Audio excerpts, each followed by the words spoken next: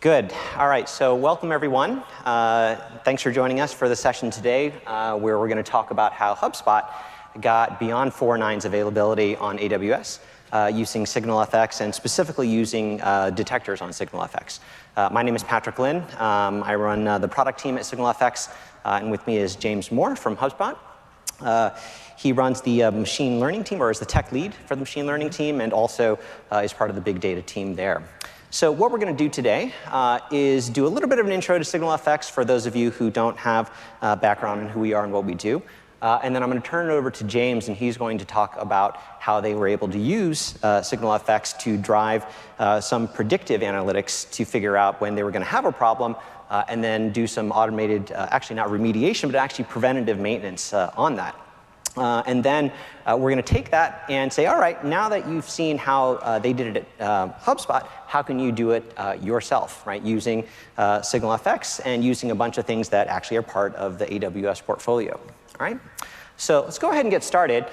So with SignalFx, I think the background on the company is that our technical founders came out of Facebook, and not just any part of Facebook, but the part of Facebook that built the monitoring system there, right? Now, if you can imagine what that means, obviously, that meant that they were able to deal with large scale, right? People always think that when they think Facebook, hundreds of thousands of servers, trillions of data points, that kind of thing, right? And so that is part of the heritage and part of what we do at SignalFx, handle massive volumes of data. Now, probably more important than that, though, is how you can make that data useful, right? And useful for the large number of development teams that are there who are trying to actually make sense of what's going on in their environment.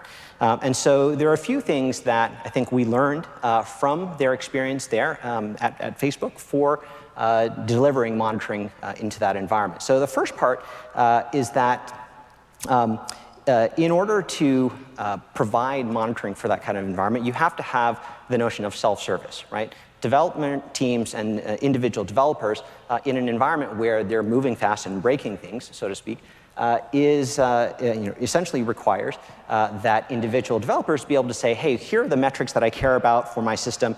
Here's the visualization that provides me with the insight that I need about it. Here are the kinds of patterns that I want to look for that are going to tell me when there's a problem, right? You can, of course, hand that off to operations later, but it's got to start from the people who know what's going on.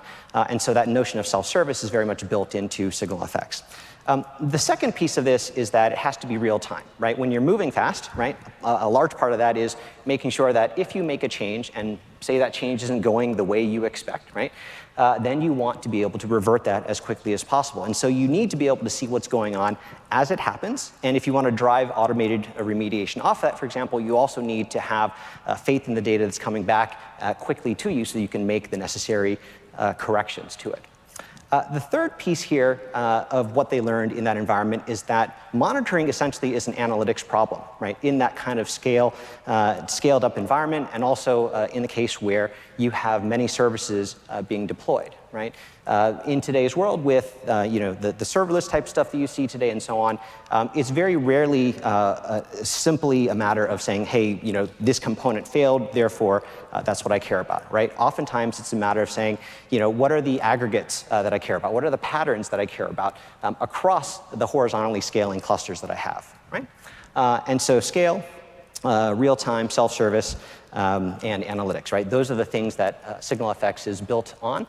And if you go to our booth, we'll show you how that works in the case of infrastructure and so on. But today we're actually going to talk more about how it's used also for infrastructure, but in more of a custom use case. Now, what we did with all of that experience was build an architecture that is designed to be able to scale super well and to provide streaming analytics on top of real-time data, right? And so I'm not going to go into gory detail on this slide, but I think the highlight here and the takeaway is really that when you think about typical monitoring systems, right? Traditional monitoring systems, they take in the data, they persist it to some data store, and then when you need it to render a chart or when you want to trigger some kind of alert, it will pull it out, right? Now, that works fine until you start to get relatively large amounts of data, right? and things start to slow down. So if your monitoring system starts to run into situations where you have alerts that show up minutes after something happened already, right? Where it starts to be like, hey, is that a little bit too late? It's likely because the architecture is based on that more traditional kind of system, right? And so in SignalFx, the difference is that what we do is we stream that data. We do persist it, of course, because you want to be able to use it for historical purposes, but we stream it directly to the charts or the alerts that need it so that they can act on these things in real time. Okay? All right. Now, I've been talking about analytics. Now, what do we mean when we talk about analytics? At some level, it's just saying, hey, I can apply mathematical or statistical functions to the raw data that I get. But what do I actually get out of that? Well, one of the main things that you get out of that is that it allows you to monitor the signal that matters, right? Monitor the signal rather than simply the raw data that you're getting from whatever your instrumentation is sending in. Okay? And so if I want to have an aggregate metric, right? So let's say instead of just errors, I want to look at the sum of the errors by some particular service, right? Or if you want to have composite metrics, right? I want to look at the ratio of cache hits to cache misses. Or I want to look at a derived metric. I want to look at the 95th percentile for the latency across this service rather than on an individual node. Those are the kinds of things that allow you to define the particular signal that you care about. And with analytics in SignalFx, it's not just about the signal, but it's also about defining the threshold that you can use, right? And so if you want to say things like, how do I know if a node is not like the others in the cluster? Well, then in that case, my threshold is actually going to be defined by some aggregate metric across all the different elements, right? And so if I can create a derived metric that I can then use as my threshold, then I have a really interesting way of getting to a more expressive alert, something that tells me when there's actually a problem versus, hey, it was greater than 70, right? Now, all of this is done in a streaming fashion such that you're able to look at the data in a very interactive manner. And so it's very different from the older environments where you would say, let me create this query, let me start the job, and then let me go get a cup of coffee, right? Because actually, in our case, it's going to be operating on that data as it comes in, and you're going to be able to interactively use it, play with it, explore it, and then troubleshoot on that basis, right? OK. So there's a lot of us here in the booth. I don't need to tell you about all the people, but suffice it to say, we're ready to chat. And just a sampling of the types of customers that are using SignalFx. I'm sure you'll recognize most of the names here. And with that, I'm going to turn it over to James from HubSpot. I'm James. I work with the big data team at HubSpot. Now, a little bit about HubSpot. Who is HubSpot? We build marketing software to power the inbound marketing revolution. And the HubSpot big data team helps support over 50 product and engineering teams with HBase as a service. So each of these teams consists of a PM, a designer, their engineering team, and is designed to work independently. So we don't have a traditional operations team that's getting paid for everyone's services. Each service manages their own operations, which makes it even more important that when we provide a database as a service, those teams can trust that it will always work. So what problems are we solving? HBase stores all of our customer data. We have over 417 individual instances and 3,500 microservices interacting with that. We end up having to patch HBase to help support that kind of multi-tenancy, because when you have that many different services multiplied by 35,000 individual customers, ranging in size from a small startup to a company with tens of thousands or even millions of customers, the traffic patterns tend to get a little bit tricky to deal with. We also have to deal with consistent loss of service to impairment. At AWS, you will see about a 3.5% failure rate due to system impairment every month. But despite that, we got to 4 nines of availability in every cluster.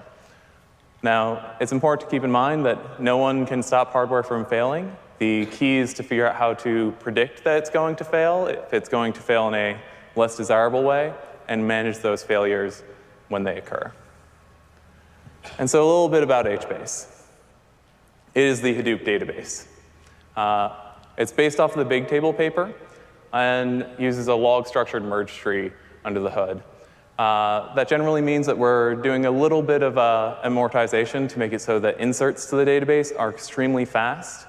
And later on, we have to eat a little bit of overhead to do background compaction. So what is Bigtable? Imagine I want to store a set of animals, and I want to track their names and locations, some other properties I might come up with later. And I want to do this for all animals in the world. Well, I might arrange the data something like this. And while this isn't an idealized table, it does illustrate how the data is logically set up.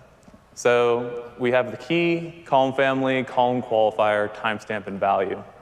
All of these entries are concatenated together and then sorted in byte order. So if these are real animals that I started to gather, there's Danny the aardvark in San Diego. And you can see that we located him at a certain Unix timestamp, roughly dates to about a month ago. And then there's my cat Rose, but we don't know her current location yet. And that's all right. Because this is a columnar data format, it's all right if we don't know all of the columns on all of the records. There just isn't any data there. So region. All of that data gets split up so it can be distributed across servers. And it's split up by key.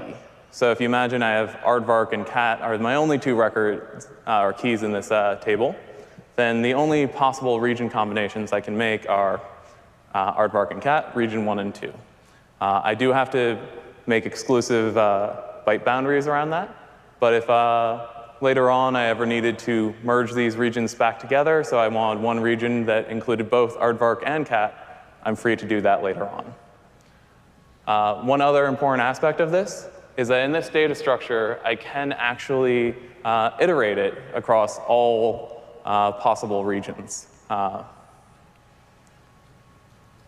And so putting that all back together to kind of come up with what does an actual region server look like in practice, there's two independent projects at work. One is the actual region server, part of the HBase project, and the other is HDFS, part of the Hadoop project.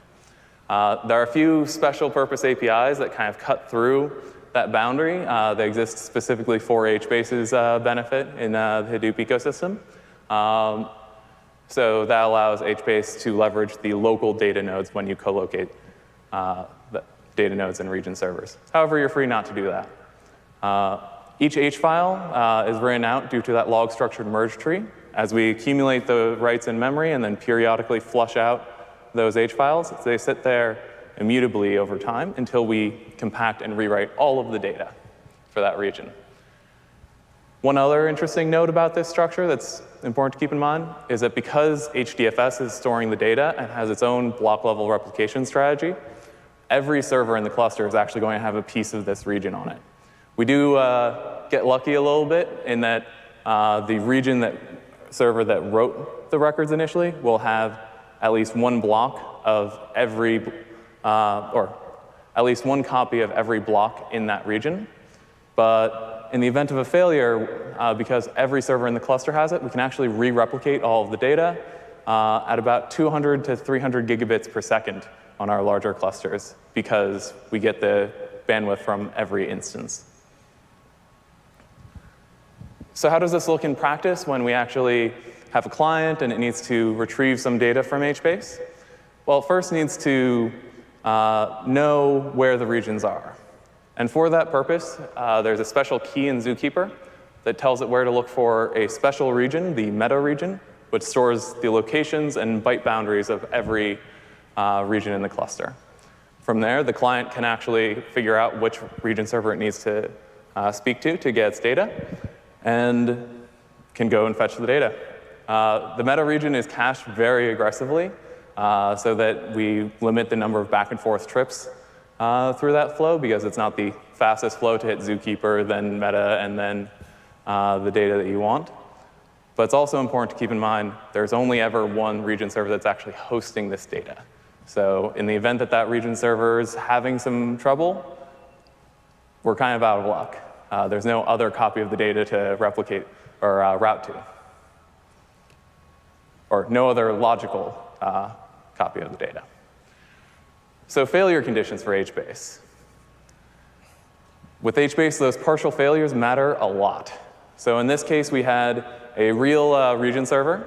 You can see it's queue time at the 99th percentile. So the amount of time a request just sat there waiting to get allocated a thread to start processing spiked up to 176 seconds, which, since we're normally optimized to be going very fast, our clusters do over 10 million reads per second at peak, 176 seconds is a long time to wait. And while this is only one server, and it's only one server out of maybe 180 in our largest clusters, that can still prevent the client from actually fetching other data. Even if you apply circuit breaking to limit the blast radius of that failure, then we're still going to have to deal with the error conditions where there's a whole server that we can't talk to. So if your client requests actually need that data, you're just going to get an error back. So how do you find these partial failures? AWS health checks are great at what they do, and they will tell you if an instance is actually on the network at any given time. But what if the network is slow or the disks are starting to fail? How do we deal with those conditions? For instance, this chart at the bottom tracks the number of I/O errors coming out of the kernel as it talks to a disk, which typically will start spiking up a bit before the disk actually hard fails or just locks up if your kernel and that disk don't get along very well. But how about cluster level failures? So how do we know that we have the right amount of capacity in this cluster? If I have 180 servers and I want to know, am I running out of CPU resources? It's very hard to figure that out from just looking at an individual chart.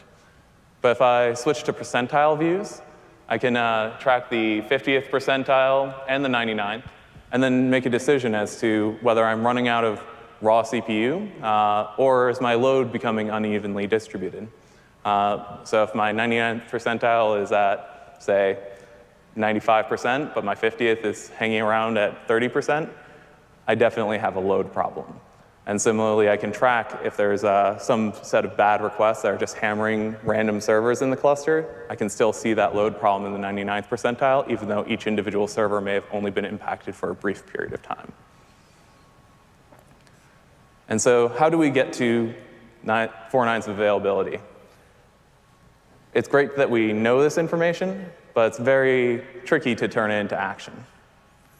And so how we operate at HubSpot is that whenever we see these problems arise, whenever we end up causing a crit sit, as we like to call them, we try and look for anything that could have told us about the problem beforehand. Then based on that information, we can continue isolating the signal to find a more actionable metric. And then once we've finally narrowed it down to something that's right most of the time, then we can turn that into automation so that we can avoid having the problem. I never want to get paged because TCP timeouts are a little bit high. That would be excessive. But it might indicate a problem with that host. And if I have automation that can just strip that host away, I can avoid the problem. And so you can see what a typical 48 hours looks like of broken TCP sockets. There are spikes. The AWS network might be having a brief blip that affected a few hosts that our application will ride over because it is generally fault tolerant. Otherwise, maybe a client exited very abruptly or didn't close its connections properly on shutdown. So we can end up with these TCP timeouts as the socket was waiting there, hoping for someone to talk to it, and never did. But what about a more exceptional case? So you can see here, there are a few hosts. They have some, consistently high behavior. And, individually, if we were to look at a static threshold, this wouldn't be that intriguing because if I went over a broader window of time, I'd see spikes up to these static thresholds pretty routinely. But if I go ahead and sum that over 24 hours, the signal becomes very clear that there's something wrong with this hardware. And this particular incident actually came from a period of time where we were migrating one cluster of about 100 servers from D2 instances to I3 instances, which we got a nice 2x performance boost from, which was amazing. But we ran into an issue where just a few of those instances came up and weren't doing so hot. And they had high packet loss. And eventually, when we looked at this after the fact, we found out that they had only had about 5 megabits per second of network throughput. There was just something bad about the combination of those instances and our particular kernel. And we did reach out to AWS support, and they were very helpful in resolving that in the long term. But nevertheless, I still want to have automation that can just remove these instances, because this is not something a human would notice, but computers can. And so Tranquility. Tranquility is HubSpot's in-house auto-scaling system. It manages a pool of instances, and it's been somewhat attuned to the problems that can arise when you're talking about large databases. For instance, I never, under any circumstances, want to terminate an instance if that had the only copy of my data. I will wait and hope that maybe it comes back or anything like that. I also have concurrent restrictions where if I was to try and terminate the entire cluster at the same time, there may not be new instances for the data to go to, and it may never complete. Similarly, if the instances have scheduled maintenance, they're impaired, they were ever impaired at any point in the past, or if they're running an old AMI, I want to get them out of my cluster. This also allows us to just seamlessly roll database clusters, which we do about once every 2 months, where we can just swap the instance template, and all of our region servers will be replaced.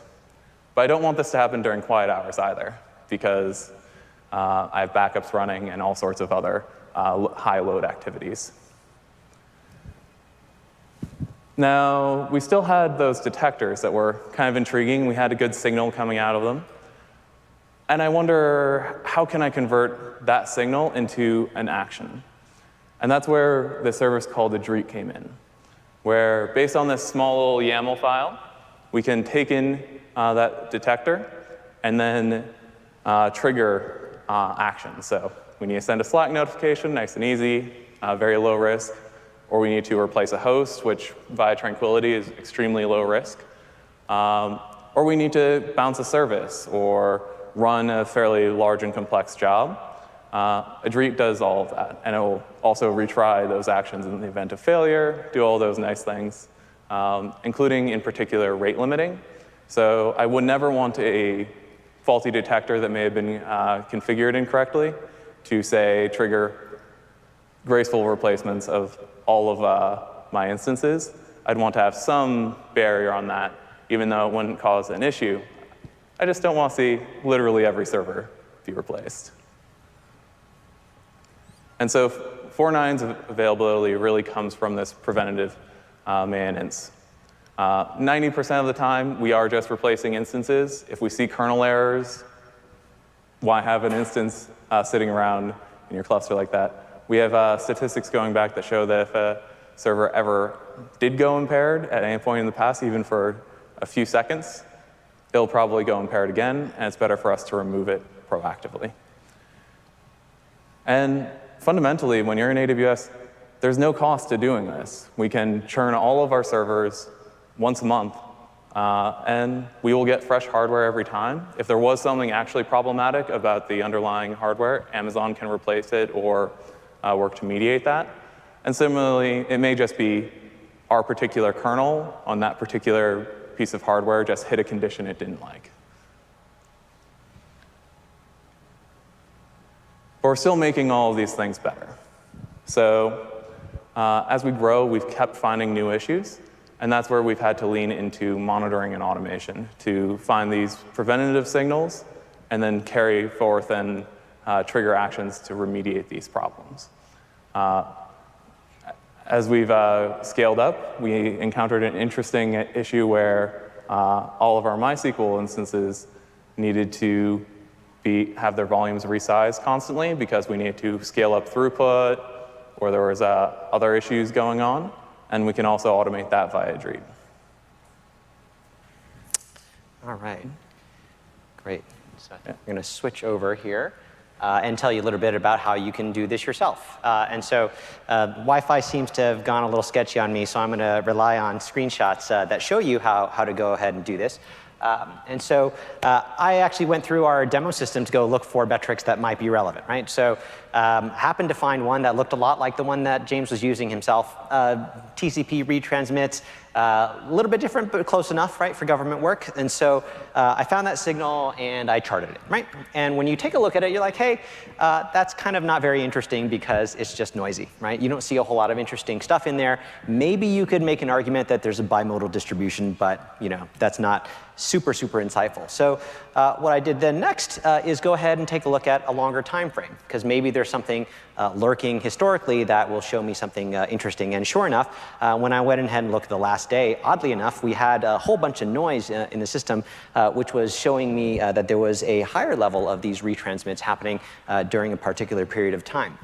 Now, looking at that noise as a bunch of lines, again, not telling you a whole lot, and that's where the analytics come into play, where I played around with a couple of different variations on this to say, hey, maybe it has to do with a region that's having a problem, or maybe it has to do with a particular service that's having a problem, or maybe it's a particular instance type that's having a problem. So I tried that out. That took about 30 seconds. I got to a view which showed me that, in fact, there's a particular instance type that was exhibiting a much higher rate of these retransmits than everything else. And it turns out that they're I3 2x largest, right? So random fact, in our case, something happened, and we got our signal. Now, once you have that signal, it's a simple matter to go ahead and say, great, I have the thing that I care about. What I want to do then next is say, how do I make sure that I find that pattern when it happens again? There are a variety of different ways of looking for patterns that we provide to you. The standard ones that people often start with are just, hey, I want to use a static threshold. So if it's greater than, I think, maybe 8 or something like that, maybe I should be told. But oftentimes, you don't know what that number is going to be ahead of time. Right? Or maybe the signal is something that has some periodicity to it so that it's different on Mondays than from Thursdays, right? So how do you take that into account when you are looking for those kinds of patterns? And so in our case, what I simply did was pick the sudden change detector, which just says something like, hey, if it looks different in the last 5 minutes relative to the last hour, then let me know, right? So I went ahead and did that and tried it out. And so when you pick that particular threshold, in our case, what we'll do is run a preview for you and show you what would have happened against historical data for the last day or so, and tell you whether, in fact, that would have picked out the thing that you cared about, right? And as you can see here, in this case, it did find it for me quite quickly. And as a result, I now have something that's going to find the pattern that I care about. And then I can choose to say, OK, great, now let me notify somebody, right? I can put out in Slack, HipChat, what have you, and have a custom message about it. Or in this case, I can say, let me output that in a webhook, and then you can take advantage of that to go ahead and drive some automation. Okay. So let me go ahead and switch back here. All right. So once we have that webhook and we start thinking about automation, an obvious choice inside of AWS is to use Lambda. And so you can imagine we have that unhealthy host detector. And we're thinking any host that matches this metric, we just don't want it in our cluster anymore. Something's a little bit off about it. And we can make that statement just even probabilistically, like 3 out of 4 times, the right action is to remove this host. And worst case scenario, we remove 1 extra host on occasion. But so if we want to build this actual handling system, we take in that unhealthy host detector, we pass it off to API gateway, which will actually receive the webhook. And importantly, we can then use API gateway custom authorizers to authenticate this message and ensure that no one on the internet can randomly replace our instances. Pass that along to Lambda, and then finally tell the EC2 auto-scaling API to replace a host. I'm going to gloss over a very important aspect in this architecture, which is the rate limiting. The reason why I'm doing that is that it's very application specific as to what your risk tolerance is. In some applications, you could replace every instance, and it wouldn't be a problem. In others, you need extremely tight controls on the rate limits. So in our case, without tranquilities, extremely tight guarantees around replacing instances and removing hardware, we wouldn't be able to handle these hooks. Let's just take a very basic Lambda webhook handler. So how many of you here have used Lambda before? Very cool. So if I receive that webhook and I just want to do something very simple, like log it out, I can just do something simple like this. The exports.handler function, or variable, is how Lambda determines what function will actually be executed. And then I pass along just the body of my web request into my little logger, which just logs out which detector it came from. But that's not enough, because I really do need to have some logic in there to provide authentication and ensure that no one on the internet can replace my host. And for that, API Gateway does provide the ability to invoke a separate Lambda function, which just serves the purpose of guaranteeing that the request was authorized. In this case, SignalFx uses a little variant on JSON Web Tokens. So we take in the body of the webhook, and then we know that it's encoded using HMAC SHA-1, and we need to hash that body with our known shared secret, and then compare that value to the incoming value that SignalFx provided. And that's how we guarantee that this actually came from SignalFx and not the random person on the internet. In the event that doesn't, we just need to respond with a 403, and there's a little bit of logic in the custom authorizer spec to return those responses. So let's log which host came in that was unhealthy. So in the event that we receive that webhook, one of the first things that we have to do is flatten out the input JSON. So the inputs include potentially multiple metrics and have different dimensions on that. For most practical purposes and every implementation we have at HubSpot so far, we just take the leaf nodes from that tree because that provides us the information like host and other related dimensions. Most of our metrics that we actually fire alerts on are also single metrics. So let's go ahead and flatten the inputs. And then just log out, console.log, receive detector for webhook.detector, and host dimensions.host. We then 200 back, which gives us a nice little handler, and I can log something, which is not the most useful place to put the information about the host. Now let's take a look at the auto-scaling API. So it's actually really simple to create an instance of the auto-scaling API inside of a Lambda. You really just have to create an auto-scaling API with AWS.autoscaling. We then have to create a set of params that we're going to pass along to that API just to make sure that, or be able to tell the API that it is unhealthy. One important note about this particular set of params is that I am telling the auto-scaling API to ignore any grace period. So as soon as I fire this off, the auto-scaling will remove that host and ignore any grace periods that were configured. And so I just pass it along by set instance health, and then I'm done. That instance will be removed.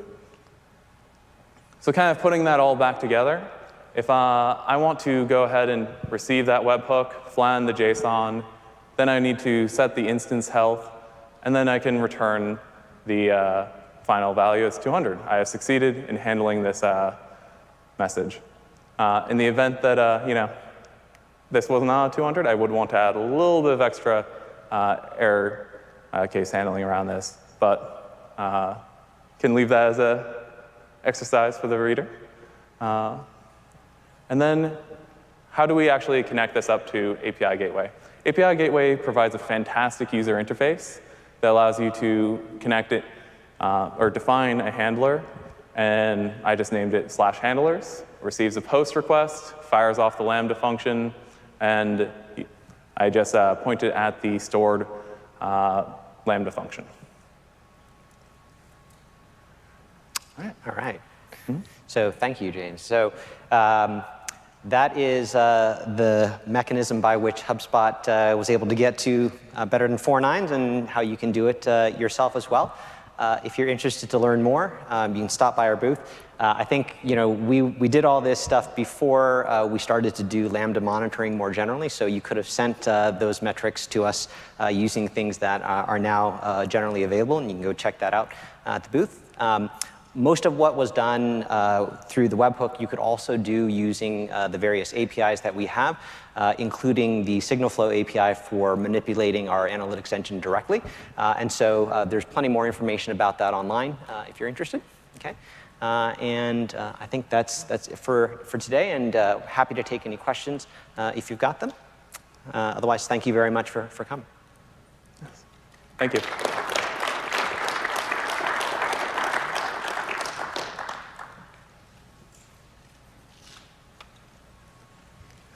Hey, Chris. Yes. So we use all of the analytics suite that's available. So that includes the percentiles, summation over time on the metrics is a really common use case. And we have done some cross-correlation between 2 or more metrics, but the results of that have been a little bit noisier than we'd like, just because if you're trying to make a greater than other metric statement, we tend to have problems finding metrics that are clean enough that we get a reliable signal out of that approach.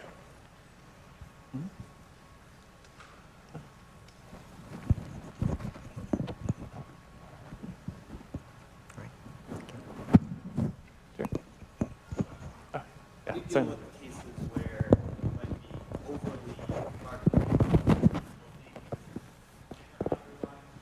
Issue.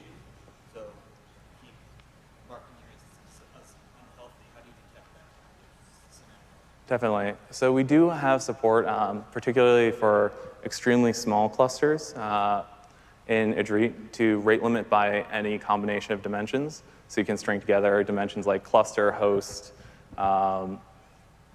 anything else you think of tossing in that metric.